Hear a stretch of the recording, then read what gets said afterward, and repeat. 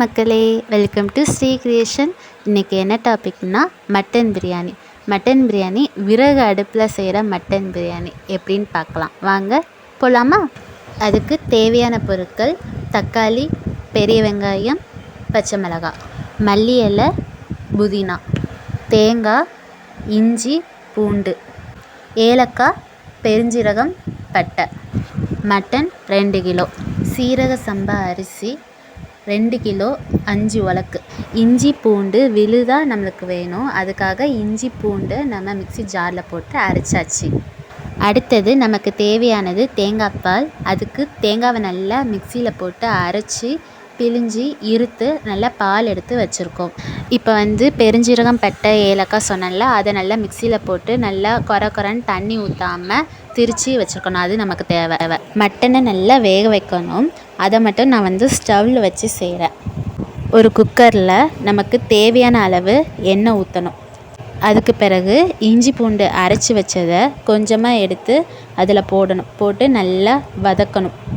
இஞ்சி பூண்டோட ஸ்மெல் போனதும் நம்ம கழுவி வச்சுருக்கிற மட்டனும் அதோட கொழுப்பும் நல்லா போட்டு நல்லா அந்த இஞ்சி பூண்டோட நல்லா வதங்கணும்.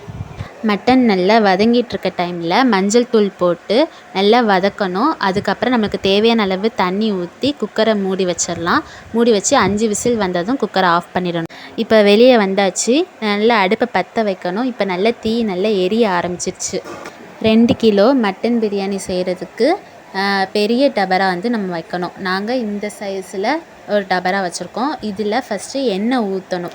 எண்ணெய் நல்லா சூடானதும் அதில் ஏற்கனவே அரைச்சி வச்ச இஞ்சி பூண்டு விழுதை போட்டு நல்லா வதக்கணும். இஞ்சி பூண்டு நல்லா வதங்கியதும் அதுக்கப்புறம் நம்ம பெருஞ்சீரகம், பட்டை, ஏலக்காய் திரித்து வச்ச பொடியை நல்லா போடணும். இந்த எண்ணெயிலே போட்டு நல்லா வதக்கணும். அதை நல்லா வதங்கணும். மசாலா நல்லா வதங்கியதும் அது கூட நம்ம கட் பண்ணி வச்சுருக்கிற பெரிய வெங்காயம், தக்காளி, பச்சை மிளகாய் இதெல்லாம் போட்டு இனிமேல் நல்லா கிளறணும். இது கூடவே முந்திரி, கிராம்பு, ஜாதிபத்திரி, அன்னாச்சிப்பூ, பிரிஞ்சி இலை இது எல்லாமே இன்னும் கொஞ்சம் சேர்த்து இதை நல்லா வதக்கணும். இப்போது எல்லா பொருட்களையுமே நம்ம சேர்த்தாச்சு. ஆனால் இந்த வெங்காயம், தக்காளி, பச்சை மிளகாய் இது எல்லாமே நல்லா இந்த எண்ணெயோடு சேர்ந்து நல்லா வதங்கணும். அதுக்காக நம்ம நல்லா அடி பிடிக்காமல் நம்ம கிளறிக்கிட்டே இருக்கணும். இந்த விறகு அடுப்பில் வச்சு நம்ம செய்கிறதுனால தீ ரொம்ப அதிகமாக ஹெவியாக தீ எரியும். அதனால் நம்ம இந்த நம்ம வேக வைக்கிறது அடி பிடிக்காத அளவுக்கு நம்ம கிளறி விட்டுக்கிட்டே இருக்கணும். அதுக்காக தான் கிளறிக்கிட்டே இருக்கிறாங்க. இப்போ நல்லாவே கிளறியாச்சு. இப்போ இது கூட இன்னொரு ஐட்டம் என்னென்னா புதினா இலையும் மல்லி இலையும் சேர்க்குறாங்க. இந்த பிரியாணியை பொறுத்த வரைக்கும் புதினா இலை அதிகமாக சேர்த்தா பிரியாணி இன்னும் டேஸ்ட்டாக இருக்கும்.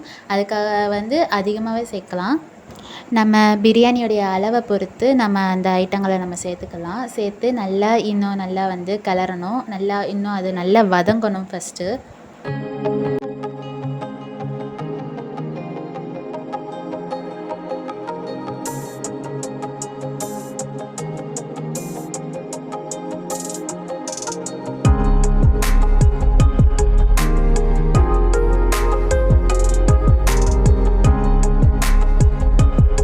நெக்ஸ்ட்டாக மட்டன் சேர்க்க போகிறோம். மட்டன் ஆல்ரெடி நம்ம குக்கரில் வேக வச்சுருக்கோம். அது நல்ல தண்ணியும் இதுவுமா கொழுப்பும் சேர்ந்த மாதிரி நல்லா வெந்திருக்கு. இதை இப்போ நம்ம சேர்க்கலாமா? மட்டன் 2 kg, அதனால் கொஞ்சம் கொஞ்சமாக எடுத்து சேர்க்குறாங்க. மட்டனை நல்லா குக்கரில் 5 விசில் வச்சு நல்லா வேக வச்சிட்டோம். அது 75% நல்லா வெந்திருக்கும். நல்லாவே வெந்திருக்கும் அது. இப்போ மட்டன் எல்லாமே ஓரளவுக்கு சேர்த்துட்டாங்க. சேர்த்ததுக்கப்புறம் அந்த நம்ம ஏற்கனவே வச்சுருந்த மசாலா எல்லாத்தோடு சேர்ந்து இன்னுமே அது நல்லா இது பண்ணணும். நல்லா கிளறி விடணும். இப்போ நல்லா கிளறியாச்சு. இதுக்கப்புறம் நம்ம என்னென்னா மட்டன் சேர்த்ததுக்கப்புறம் அதோட தண்ணி இருக்கும். அந்த தண்ணியை தான் நம்ம சேர்க்க போகிறோம். அந்த தண்ணி நல்லா அந்த மசாலாவோட சேர்ந்துடும்.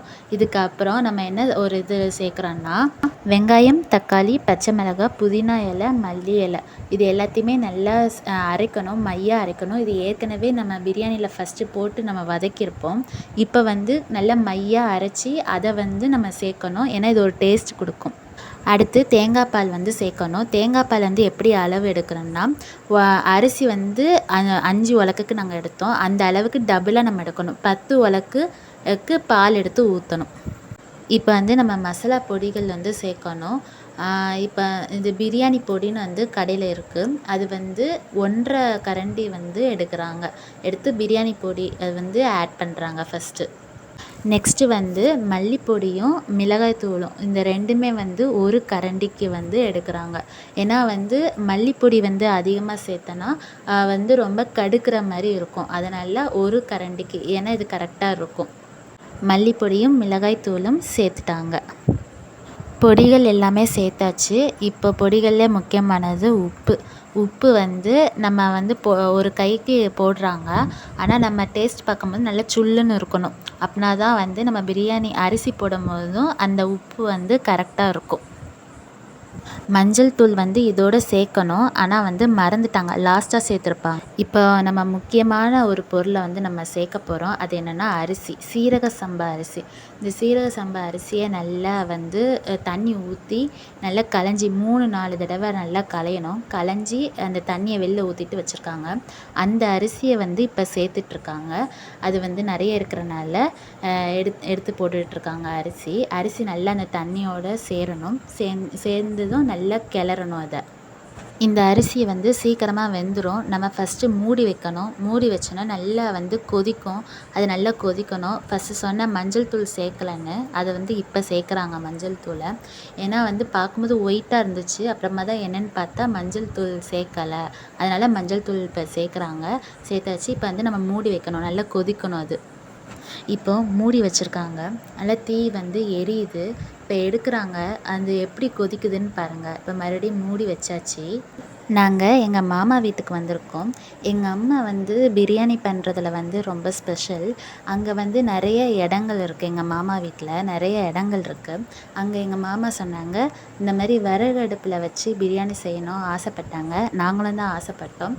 அதனால தான் நாங்கள் வந்து இங்கே வந்து வச்சு அடுப்பு வச்சு விறகு வச்சு நல்லா தீயெல்லாம் மூட்டி விட்டு நல்லா வந்து இதில் செய்கிறோம். ஆனால் இதில் செஞ்சு சாப்பிட்றது ஒரு தனி டேஸ்ட்டு தான். நாங்கள் இதில் தான் இன்றைக்கி இதில் தான் செஞ்சிட்ருக்கோம். இப்போ நல்லா கொதிக்குது. தீ வந்து ரொம்ப ஃபோர்ஸாக வந்து எரியறனால நல்லா கொதிக்குது. நல்லா கொதித்து அந்த ரைஸ் எல்லாமே சேர்ந்து நல்லா இறுகி வரும். இப்போ நல்லா தண்ணி குறைஞ்சி நல்லா வந்து செட் ஆகிடுச்சி. ஓரளவுக்கு நல்லா ஒரு கரெக்டான பதத்துக்கு வந்து இப்போ வந்துருச்சு. இப்போ நல்லா வந்து கிளறிட்ருக்காங்க. ஆனால் ரொம்பவும் கிளறக்கூடாது. நம்ம பார்த்து அதை வந்து இது பண்ணணும். ஃபைனலாக வந்து கீ ஆட் பண்ணணும். நெய் வந்து ஒரு ஒரு ஒரு டப்பா ஃபுல்லாகவே நாங்கள் ஊற்றிட்டோம். நெய் வந்து ஃபஸ்ட்டே சேர்ப்பாங்க.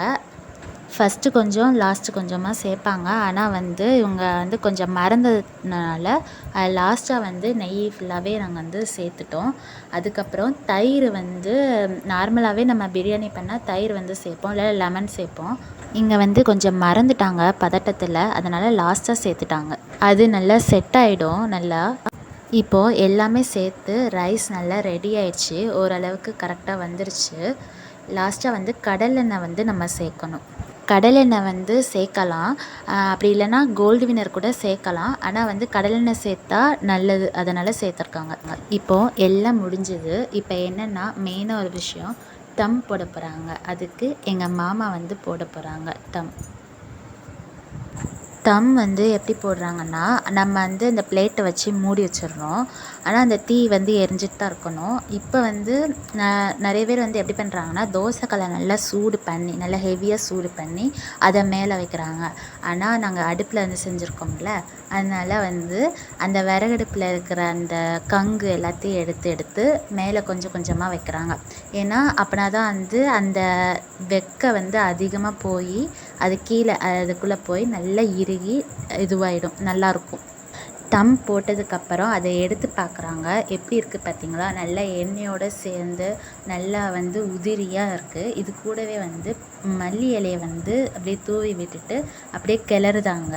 இப்போ எப்படி இருக்குதுன்னு பாருங்கள். நல்லா உதிரியாக இருக்குது. நல்லா மட்டன் வந்து நல்லா வெந்து நல்லா வெந்திருக்கு மட்டன். பார்க்கவே நல்லாயிருக்கு. மட்டன் பிரியாணி கரெக்டாக வந்துருச்சு. அந்த கரண்டியில் எடுத்து காட்டுறாங்க பார்த்தீங்களா, எப்படி இருக்குது? உங்களுக்கு பார்த்தாலே சாப்பிடணும் போல் இருக்கா? நான் சாப்பிட்டு பார்த்துட்டு சொல்கிறேன்.